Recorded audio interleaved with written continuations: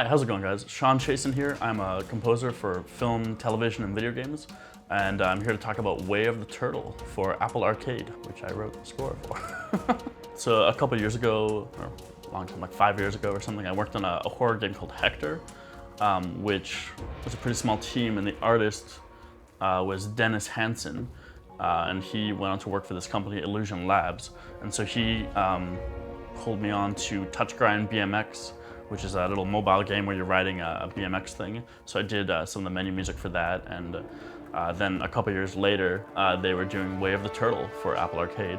So he got me to pitch. So I think they were considering one other composer, but I ended up getting it and ended up working on it. The demo process, I ended up doing 3 different tracks for them, and I thought I was never gonna hit it, and they were, pleased with certain aspects, but certain things weren't working. But then once we kind of found the sound of the game, and we were all on the same page as what this turtle and what this adventure should sound like, then most things got through on version 1 or 2, and most things were approved pretty quickly once we kind of all got on the same page and we were all in agreement. Yeah, so some of my earlier pitches, I was actually super happy with them. I thought they were really great tracks. The problem is they weren't good for the game, and that is the fundamental thing about a collaborative art form, is that it's not about my music, it's about the project, right? It's about us working together to create one product that at the end of the day is the best that it can be. So it doesn't matter if you preferred your demo 2 version 1, that was really cool, that little harmonic thing I did there, wasn't that interesting? It doesn't matter. What matters is that at the end of the day, the game is a good game and the score fits. Everyone should be on the same page that the music is working correctly. So it's important to consume the medium in the same way that if you had never seen a movie before, it would be a tall order for you to want to be a film composer, to just be totally unfamiliar with the medium. So similarly, if you want to score video games, you have to play video games. You have to be familiar with it as a narrative format and kind of be aware of the tropes, be aware of how things can be, how things can react, So you see a AAA game like something like God of War, where the music is so smooth and so seamless, going in and out of every section, and you feel like you're just perfectly immersed. And so scoring indie games and smaller projects, you feel like you're kind of chasing that ideal, where you want the music to be as immersive as possible and as smooth as possible, so that every player, even though they might take drastically different amounts of time to do certain things or do things out of order, they should each feel like their play experience was uniquely scored and fit their experience dynamically. Here is when the player is about to encounter the boss fight for the end of this mountain area. And so here the player has control and they're walking, and then as soon as they collide with this door, it will trigger a cutscene leading into the boss fight. And cutscenes are wonderful for game audio because you can score them just like you would cartoons, so you don't have to worry about the player, perceiving your music in an odd way. So with more dynamic music, you have to be cognizant that every player is going to experience your music in a slightly different way. But with a cutscene, it will just play out like a cartoon. So you can hit play here.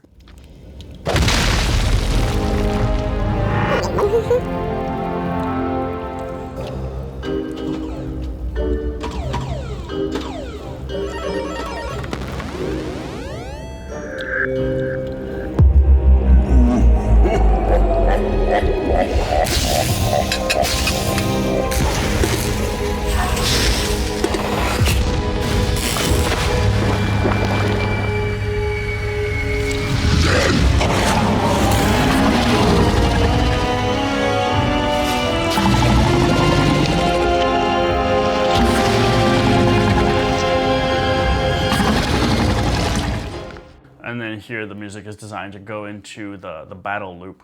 And so then the player regains control at the end of the cutscene, and then the battle loop would just continue looping until the boss is defeated, in which case we go into another cutscene for the defeated state. And then of course if you die, we have kind of a truncated version of this. So if you die and you go back into it, it doesn't play that whole intro again. It will just play short intro. So in general, I mean, my nest is pretty surrounded with lots of instruments, different kinds. This score was not very guitar heavy, and there's a lot of guitars around.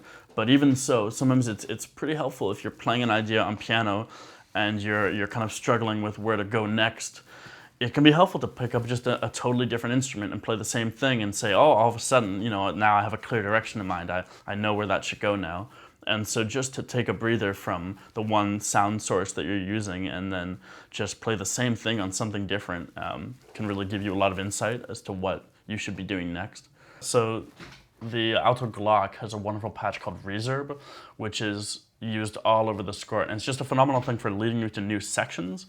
So it kind of sounds like this, where if you're just, you know, on top of a group of things happening, and then the end of that swell will land on a downbeat or something, and it's just super, super useful. The tines and echoes, which is used everywhere in the score.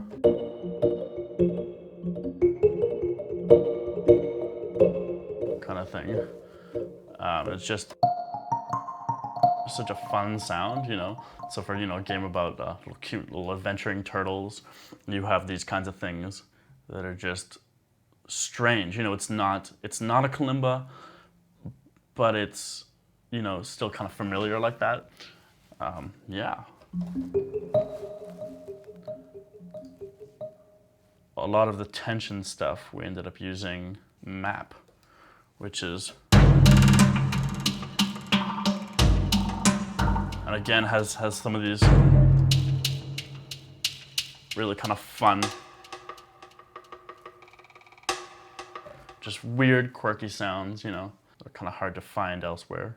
So a unique challenge, I guess, is that Illusion Labs, who made Way of the Turtle, is based in Sweden, and so I'm in Los Angeles. But because of the magic of the internet, we can work together, and there's not really any barriers there, like there might have been, you know, 10 years ago, or not 10 years ago, but maybe 20, 30 years ago.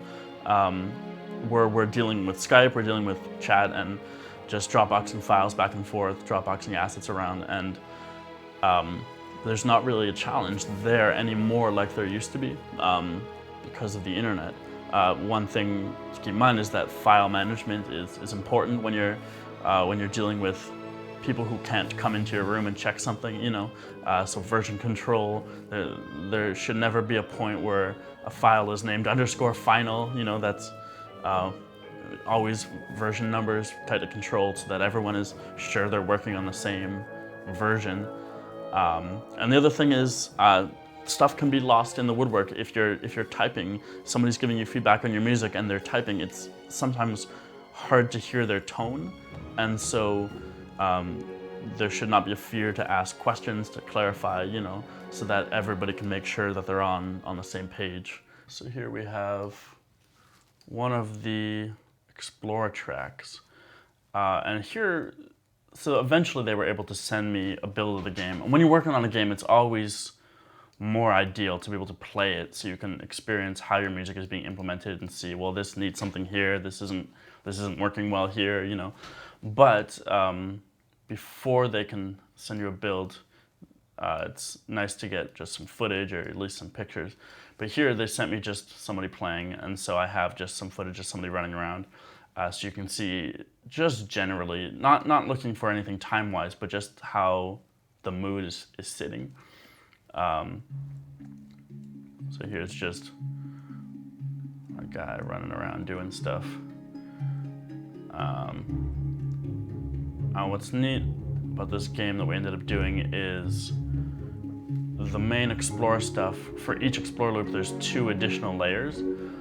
So one layer is for tension, so now there's a bad guy that he was fighting, and so this tension layer can come in. Some percussion elements and stuff. Just kind of increase the tension, as the name of the layer implies.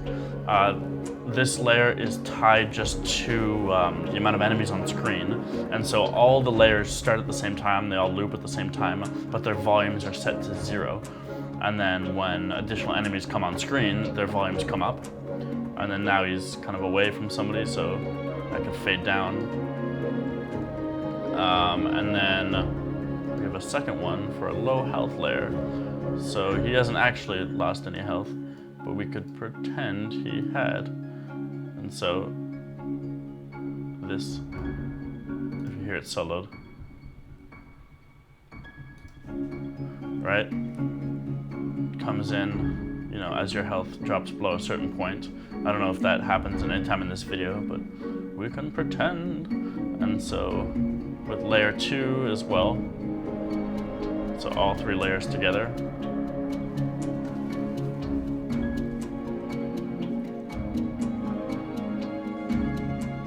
And then so you get some health, so that would fade away slowly.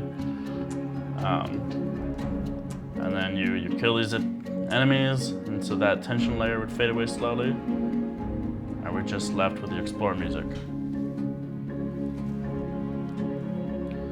And then these elements are designed to loop around. So yeah, these are me making the loop. So when you export a file, what you do is you bring, so this is actually the end of the file. You take the end and you move it to the beginning, so that when it loops around, it's a seamless loop. So it can be kind of self-contained. So I think here, yeah, here I had me just playing around. Health, tension, explore, explore. And so you see at the loop point, it should be like a seamless turnaround.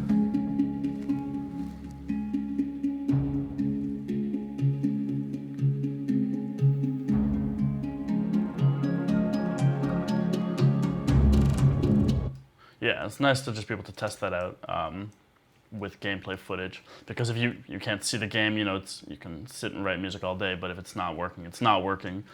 And you can't know that unless you see your music against the picture, against the game. So for every area, there are multiple explore layers, or explore loops. So for each one, there's a variation that is the same basic composition, but then there's some stuff changed around with the instrumentation, so it can be a little bit more epic or a little bit more dynamic, just so that there's more progress.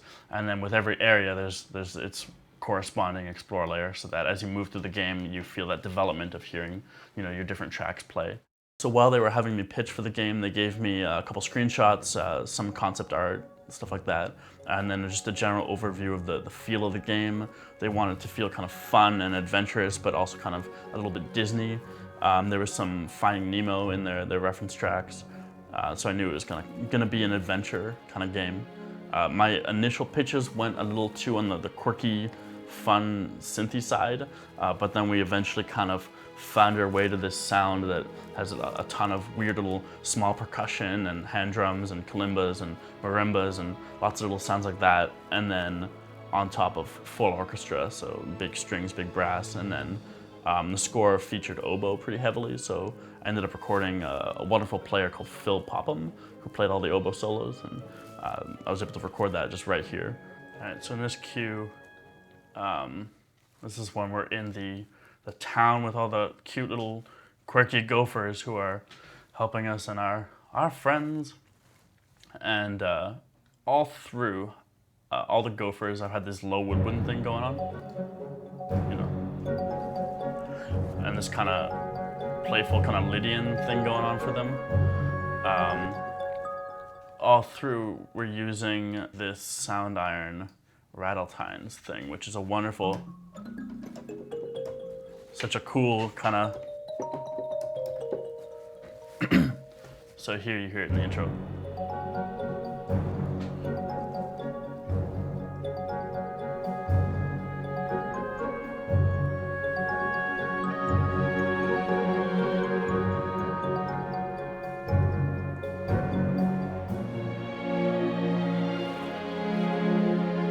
Yeah,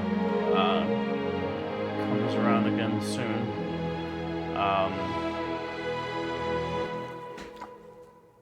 What's interesting also is when you know you're going to be recording some live players, you do write differently. So oboe is kind of difficult to mock up, and it can sound really terrible. There's some okay oboes, but again, if you have an oboe-heavy score, just hire a person. So Phil Popham played all the oboe solos on Way of the Turtle, and so sections like this.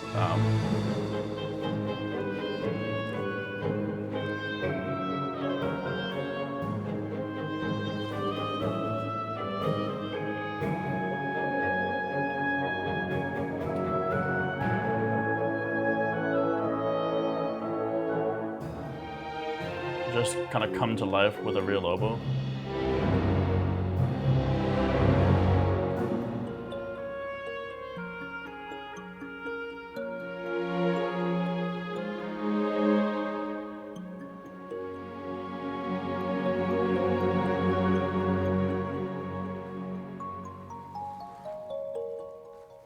And again, that Soundiron kalimba.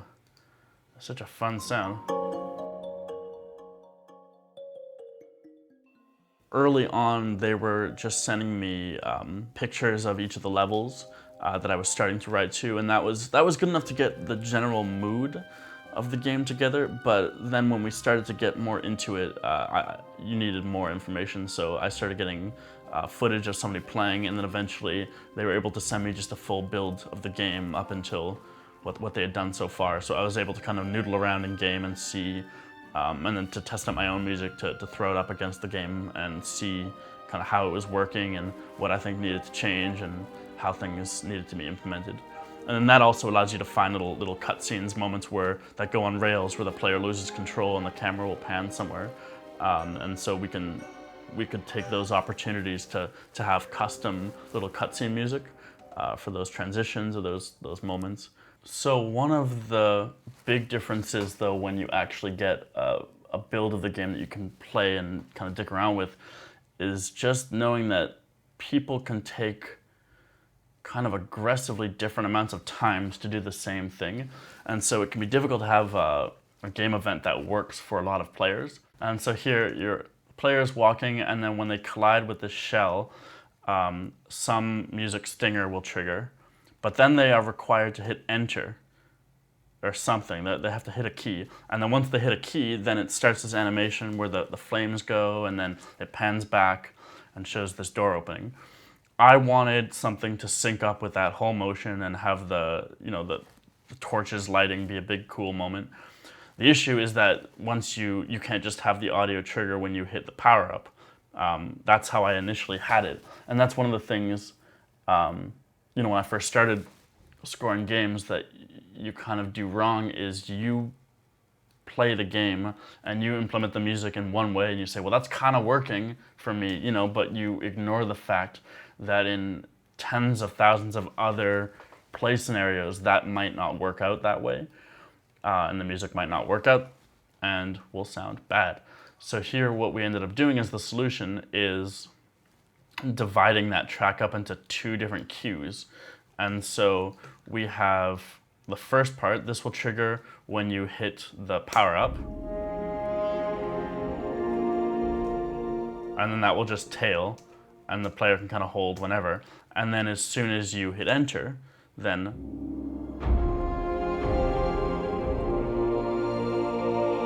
this part from then on is timed to that door sequence. For example, in this version of it, and this is a great thing about having the game, is I was able to screen cap two different versions of it. This one where I collide with the thing and then wait a whole lot of time. So here's the first stinger, and then I'm waiting, bum, bum, bum, bum, bum, worst case scenario, and then you hit enter, and then the rest triggers.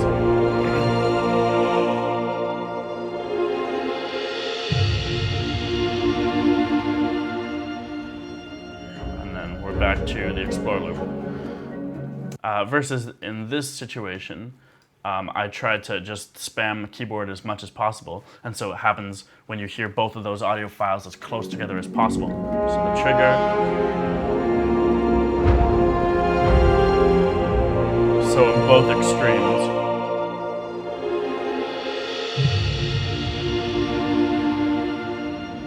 Right? So in both extremes, having this broken up into these two cues like this. And here, when you have them as audio, you can kind of play around. You know, for the worst case, we wait, or we can have it here.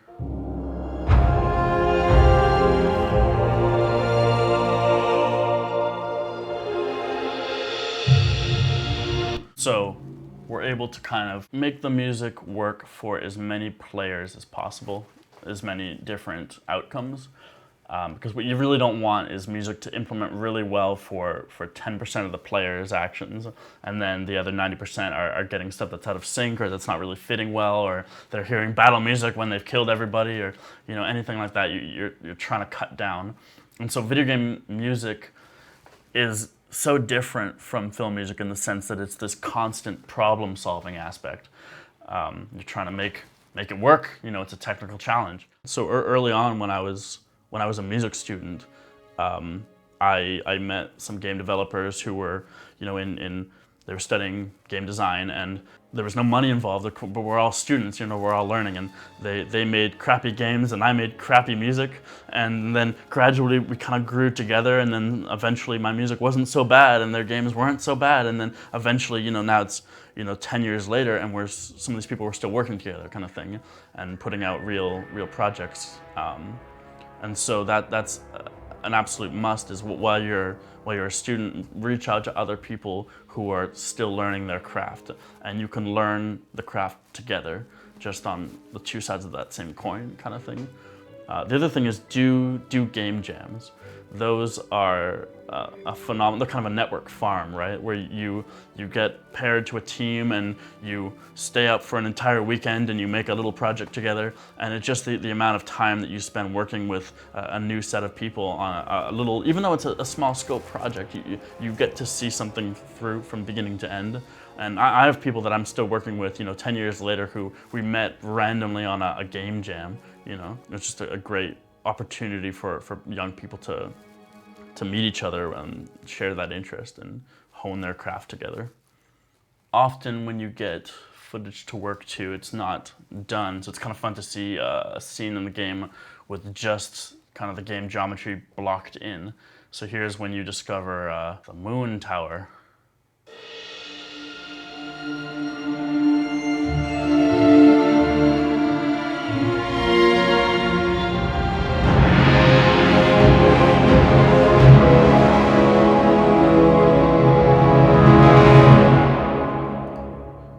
But yeah, so it's kind of neat to see their process as well, where they're still just blocking space in. So it's a good reminder that we're all working on this together, that it's a great kind of collaborative art form, that you're not just being brought in to do something that's already polished. If you're interested, you can check out Way of the Turtle, out now on Apple Arcade, and you can check out my soundtrack album on iTunes and Spotify and all the other major streaming services.